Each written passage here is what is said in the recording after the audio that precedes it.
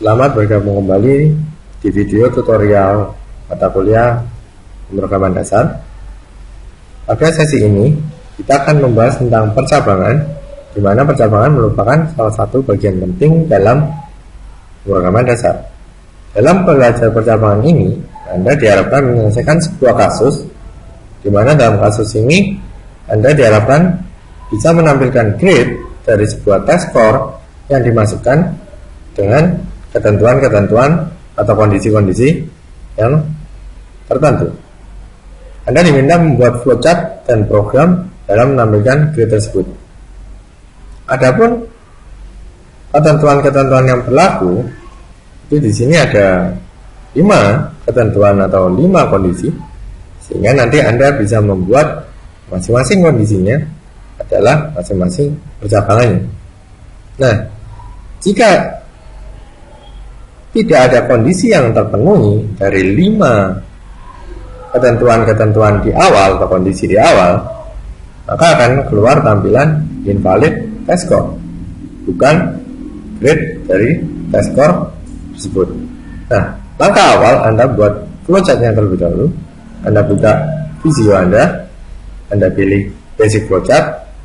Lalu yang pertama Anda masukkan start, buat terminator start, lalu input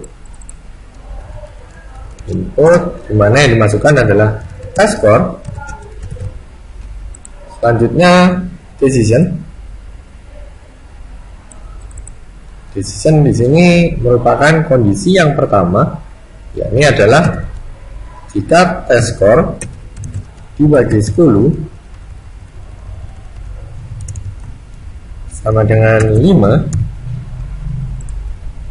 Nah, jangan lupa Anda pilih konektor, Anda hubungkan antara satu notasi dengan notasi yang lain.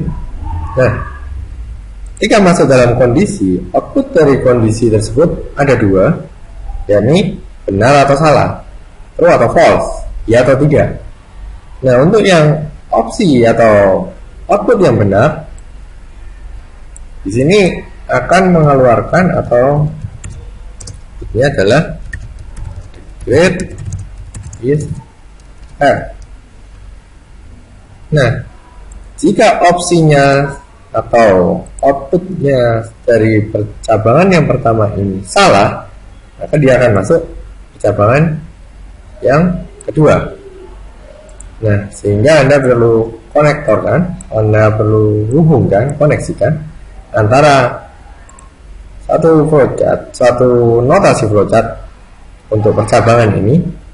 Ketika dia menghasilkan benar, output yang benar, maka dia akan mengarah ke output the grade is F. Dan jika outputnya salah, dia akan masuk ke percabangan yang lain. Anda perlu tuliskan di sini untuk output yang salah atau tidak sesuai dengan kondisi, dan untuk output yang benar.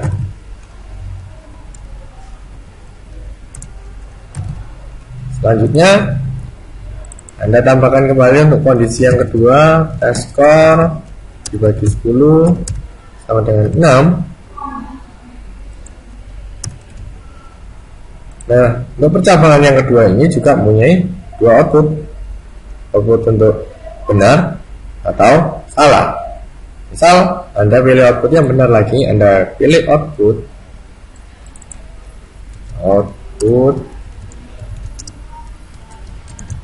the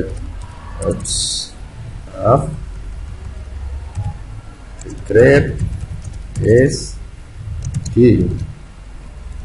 Sedangkan untuk output yang salah akan muncul percabangan kembali.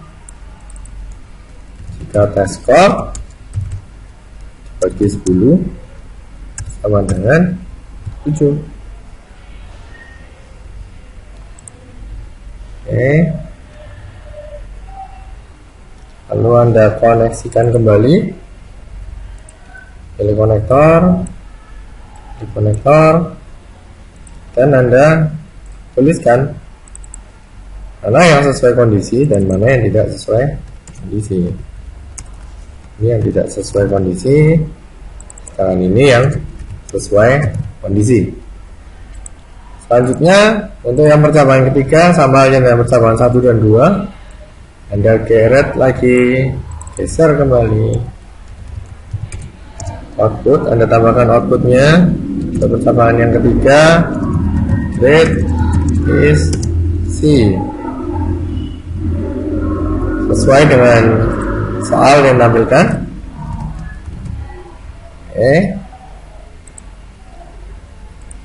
Lalu munculkan kembali percobaan yang keempat, Anda tambahkan kembali konektor,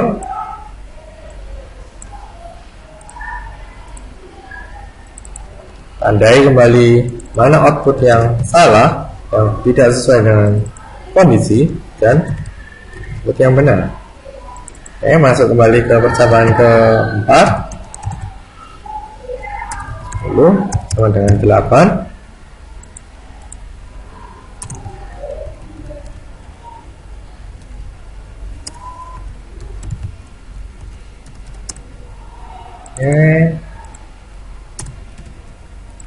Lalu Anda buat output kembali,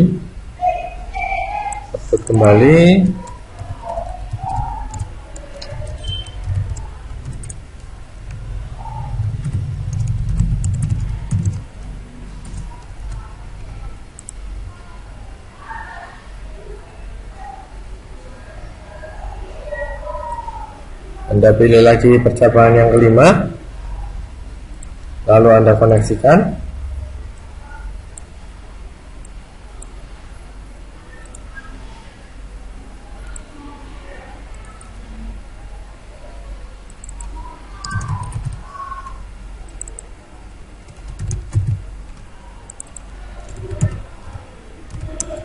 Untuk percobaan yang kelima, Anda tulis kembali jika test score dibagi 10 sama dengan 9.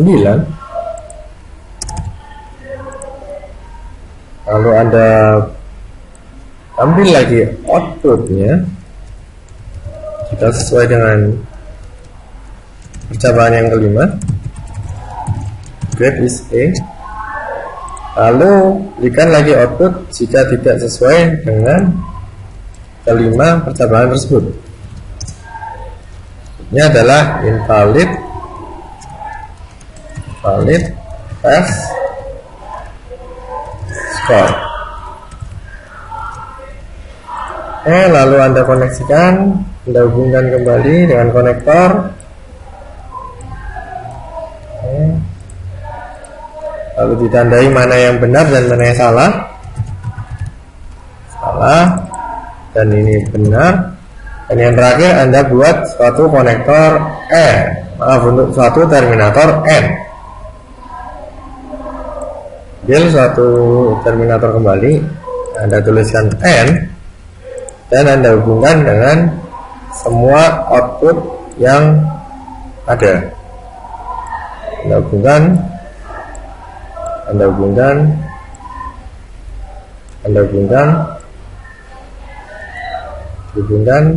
dan yang terakhir dihubungkan juga.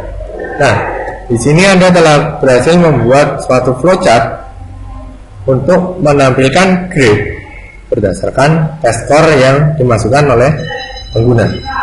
Selanjutnya Anda buat programnya, Anda buka dev CPP Anda, atau Anda bisa menggunakan Codeblogs atau menggunakan yang lain. Anda ketikkan include studio.h. Misal di sini Anda menggunakan library studio. Anda tuliskan main function. Misal di sini Anda menggunakan tipe data integer untuk variabel test score. Anda tuliskan pendefinisian variabel test score dengan tipe data integer. Lalu printf untuk menampilkan pesan pada pengguna. Misal di sini masukkan test score. Setelah itu scanf. Scanf digunakan untuk memasukkan isi dari sebuah variabel dari pengguna. Oke, scanf dan ditampung dalam variabel test_score. Selanjutnya Anda ya tuliskan percabangannya. Jika test_score dibagi 10 sama dengan 5, ini merupakan kondisi yang pertama. Jika sesuai maka akan menampilkan tulisan grade is F. Jika tidak sesuai maka akan masuk ke percabangan yang kedua. Jika test_score dibagi 10 sama dengan 6, dia akan mencetak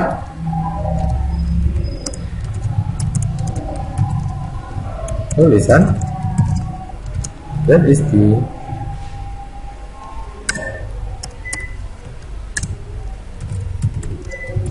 Kemudian akan masuk kembali ke percabangan yang ketiga jika tidak sesuai dengan percabangan yang kedua. Di sini akan menguji jika test_score dibagi 10 sama dengan 7, maka dia akan mencetak the grade is C.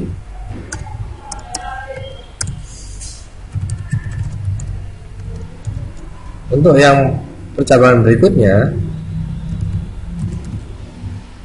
dia akan menguji if atau jika test_score dibagi 10 sama dengan 8, maka dia akan mencetak grade is B.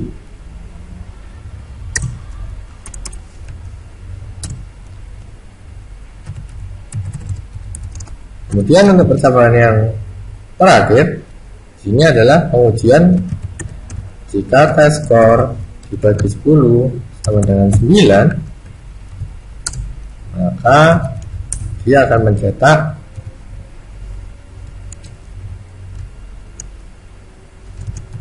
the grade is A.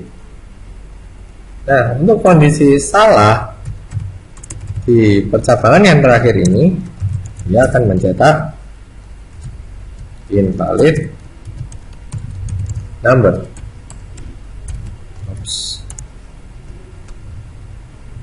Invalid number. Kita sesuaikan dengan soalnya dan flowchartnya. Di sini tertulis invalid test_score, maka kita sesuaikan programnya, bukan invalid number tapi invalid test_score. Oke. Selanjutnya maka kita compile program ini. Oke, kita compile.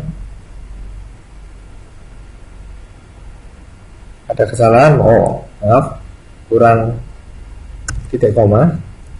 Jangan lupa nanti setiap perintah dalam C++ diakhiri dengan titik koma. Oke. Lalu kita compile kembali. Masih terlewat satu titik koma. Kita compile kembali dan jalankan sehingga akan keluar tampilan masukkan test_score. Lalu kita uji, jika yang kita masukkan adalah angka 50, maka yang keluar adalah grade is F. Kita compile lagi, jika yang kita masukkan adalah angka 90, maka yang keluar adalah grade is A. Tapi ketika kita masukkan angka yang di luar kondisi tersebut, misal kita masukkan angka 20, maka yang keluar adalah invalid test_score. Untuk yang kasus yang ini bisa kita selesaikan dengan program menggunakan if, else, if. Kita menggunakan perintah if dan diikuti dengan else. Jika ada kesalahan maka masuk ke percabangan berikutnya, kita gunakan else if dan seterusnya. Untuk cara yang berikutnya, kita bisa menggunakan percabangan yang lain, yakni dengan menggunakan switch case. Adapun cara menggunakan switch case di sini, misal setelah Anda hapus percabangan tadi, if, else, if tadi, maka Anda tuliskan perintah switch, di mana yang di dalam switch di sini adalah test_score, yakni kondisi dari test_score tersebut, test_score dibagi 10. Karena persamaan dari kondisi-kondisi tadi adalah test score dibagi 10. Selanjutnya Anda perlu tuliskan case untuk masing-masing kondisinya. Di sini untuk case yang pertama adalah case 5. Tadi akan menampilkan tulisan grade is F. Lalu Anda tambahkan break di sini, break, untuk keluar dari percabangannya. Lalu munculkan kembali case yang kedua. Di sini misal case-nya adalah 6, yakni jika hasil test score bagi 10 adalah 6, maka dia akan menampilkan tulisan grade is D. Lalu diikuti dengan break kembali. Untuk case yang berikutnya, ini case 7, dia akan menghasilkan grade is C.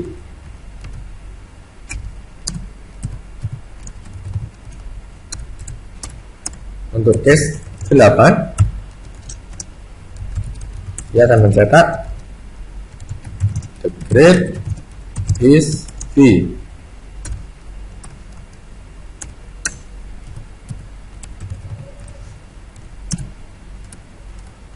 Untuk case 9, dia akan mencetak the grade is A. Lalu break. Selanjutnya, jika dia tidak memenuhi case yang ada di atas, maka dia akan masuk ke default. Default di sini dia akan mencetak invalid, valid test score.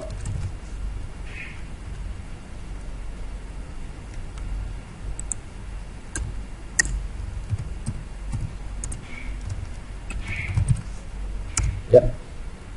Setelah itu, maka kita coba jalankan programnya, kita compile and run. Nah, setelah itu Anda masukkan angka, sebuah angka test score. Sini misal kita masukkan angka 90, yang keluar adalah the grade is A. Kita coba angka yang lain, katakanlah angkanya adalah 80, yang keluar adalah grade is B. Kita masukkan angka yang lain, misalnya kita coba angka yang di luar dari case yang ditentukan, misal angka 100. Kita masukkan angka 100, maka yang keluar adalah invalid test score. Oke. Sekian video tutorial untuk materi percabangan. Kita akan lanjutkan dengan video tutorial berikutnya mengenai materi perulangan. Kurang lebihnya saya mohon maaf jika ada salah-salah dalam pembuatan video tutorial ini. Semoga ilmu dari video tutorial ini bisa bermanfaat dalam mempelajari mata kuliah pemrograman dasar.